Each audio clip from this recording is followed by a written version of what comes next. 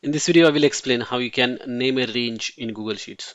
To name a range, what you have to do is that select the range that you want to name, for example, this one. Then right click and then click on view more selections. Then click on define name range. Then you can give the range name. For example, this is the cost, right? Cost data.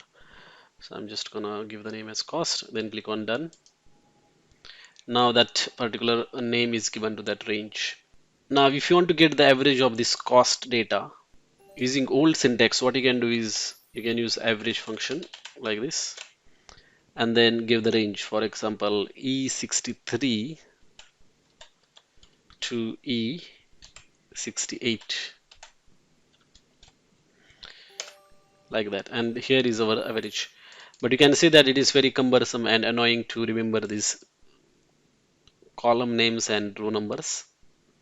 But instead of that, now that we have defined the range, what you can do is that we can use the same function, but we can use now the range name. So here we have the range name as cost, and you can see the result is same, but this one is more user friendly. It is clearly saying that we are taking the average of the cost, but here it is a bit difficult to understand what this data is all about. That's it. Thanks for watching.